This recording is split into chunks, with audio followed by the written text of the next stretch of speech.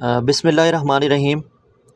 Loosen کی فصل پر موجودہ موسمیاتی تبدیلیوں کا اثر نظر آ رہا ہے، اور لوسن کی فصل پر بھی باقی مسائل کی طرح جیسے ہی لوسن کی بڑھوتری کا عمل تیزی سے شروع ہوا ہے، ابتدائی مرحلے میں شدید کورا پڑنے سے لوسن کی بڑھوتری رکی رہی ہے، اور کاشتکار حضرات چارے کی وجہ سے بہت زیادہ پریشان رہے ہیں۔ نہ صرف لوسن کی بڑھوتری بلکہ جتنے بھی چارہ جات ہیں ان کی بڑھوتری رکنے سے اس دفعہ سردیوں میں چارے کا مسئلہ بہت زیادہ رہا ہے۔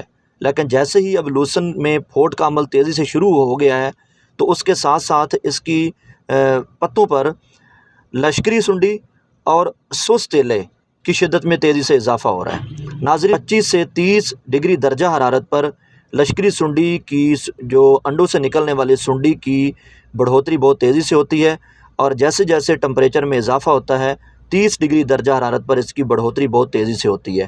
تو اس کے ساتھ ساتھ سست تیلے کا حملہ بہت تیزی سے شدت اختیار کر رہا ہے۔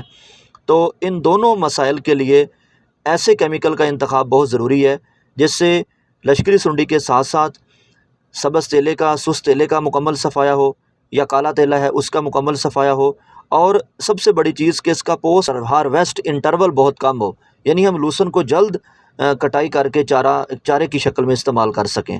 تو اس مرحلے میں جو سب سے بہترین پروڈکٹ ہے وہ ہے والیوم فلیکسی۔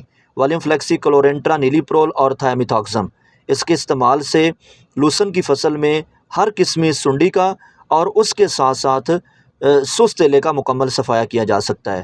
10 دن کے وقفے سے دوبارہ سپرے کروانے سے 20 سے 25 دن تک اس کا کنٹرول مل سکتا ہے، اور سب سے بڑی خوبی یہ ہے کہ والیوم فلیکسی کا سپرے کروانے کے بعد 3 سے 4 دن بعد ہم چارے کو جانوروں کے لیے کاٹ سکتے ہیں اور استعمال کر سکتے ہیں۔ بہت شکریہ۔